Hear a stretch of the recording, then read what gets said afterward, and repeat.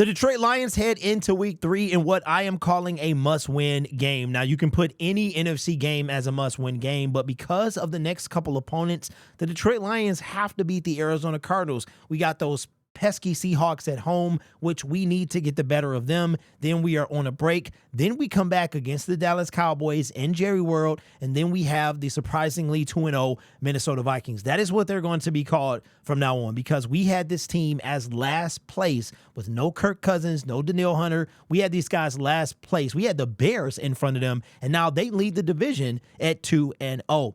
So the Detroit Lions must win this game and get back on the winning side of things. The good news is they have not lost 2 games in a row in almost 2 years, and Kyler Murray has not beaten them. So just check this out. If Kyler Murray wins this game, not only does he stop the streak of losing to the Detroit Lions, but he also breaks our streak of not losing 2 in a row in the past almost 2 seasons.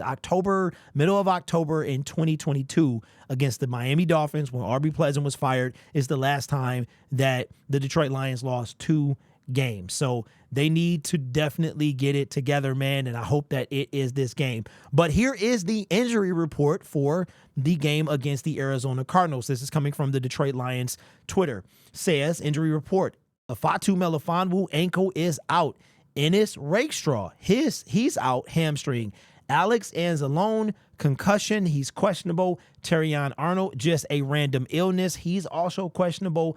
Graham Glasgow is a knee, questionable. And Isaiah Williams is questionable. Now, again, out is self-explanatory. We have no doubtfuls on this list. Last week, Marcus Davenport was on this list and then was ruled out. I expect these guys to play, but they will probably be game time decisions. It'll be good to see Isaiah Williams. That's going to be good to see.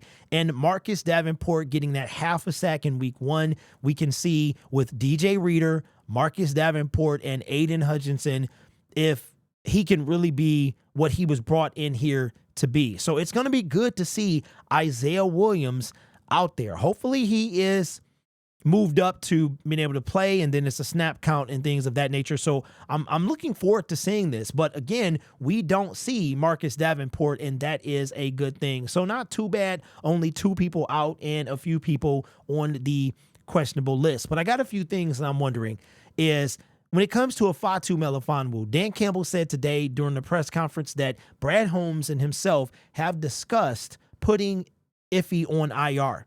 And that, so he got hurt in Kansas City in that preseason game, and he's getting better. So it's kind of like, okay, do they really need that roster spot? Now with something wrong with Ennis, we might have to open that sooner than later, and we put him on IR. But then again, we only have 8 designations available in order to bring players up. If you put somebody number 9 on IR, then that person is done for the season. So that is the kind of the cat and mouse game that the Detroit Lions have to play when it comes to putting people on IR. But I would assume that if Iffy, they probably won't put him on IR, because after the game against the Seattle Seahawks, we're off for a week. And then, so that will be the Kansas City Chiefs game was August the 17th. So by the time we come back, so it's already been a month. Then we play the 22nd. Then we play the 30th, right? 22nd, 30th, somewhere around there. Then because the Seattle game is Monday night.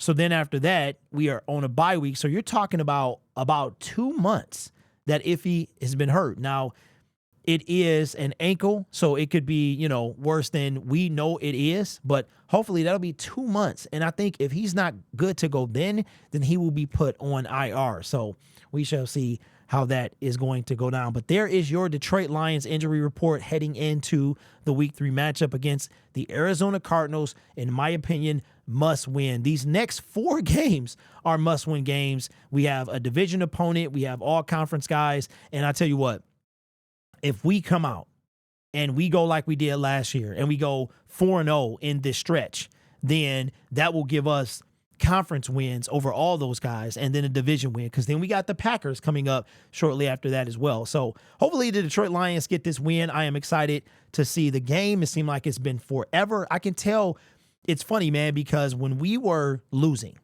people liked, kind of migrate toward us losing. So when I made a video, believe it or not, the videos of us losing did better than when we won. And I think people weren't buying into it was like a one-off. But now people feel like losing is that one-off. And even though we have a small sample size of, of over the last 2 years compared to the previous 20, people are excited about the Detroit Lions winning. And when you start to losing does not help anybody. It really doesn't, man. The numbers are completely different when the Lions lose than when they win. So just a couple of housekeeping things going on right now. We will be live for the game. The game is at 4:25 on Sunday. We will have the pregame tailgate. That will happen approximately 2.5 hours before the game. And then as we're getting off, the injury report comes out, the final one. We do that as we wrap up the show. We will be having a live stream watch party that will be at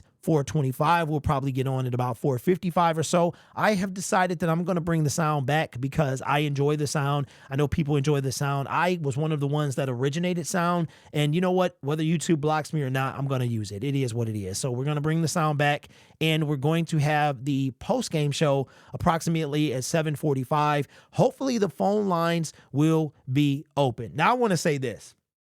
All right. I think it's funny when people call themselves the number one. Right? Number one is subjective. How can anybody say the number one? I am not the number one. I was the number one independent Detroit Lions YouTube creator, but now that I share that title with somebody else, okay? My goal is to pass them, but you have never and will never hear me put that I'm the number one anything unless the numbers say that I am. I am not the number one subscribed Detroit Lions content creator. That honor belongs to somebody else.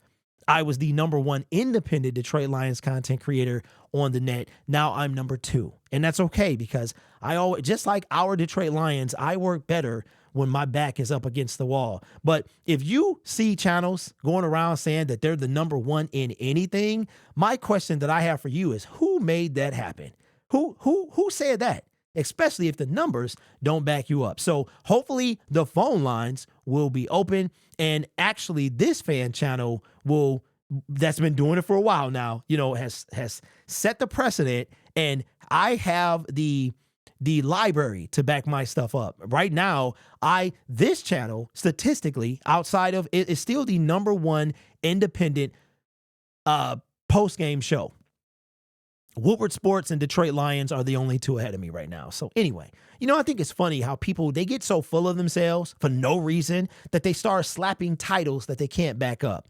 Anyway, as you can see, I got some stuff I need to get off my chest. A lot of stuff happened behind the YouTube screens, man. A lot of dirtiness, a lot of backstabbing, a lot of shadiness. But like I said before, one thing I've learned from this is listen to your wife or the woman in your life, man, because they know what's up. They just got, I see shady people. They know what's up, all right? Anyway, man, everybody should know what's going on right now. I promise you, I don't start this stuff, but I sure will love to finish it. You guys are awesome. And remember, you could be anywhere else on YouTube, but you choose to rock with me. You guys are awesome. Take care of yourself and each other. And as always, go Lions. I will see you this Sunday for the number one independent post-game show about your Detroit Lions.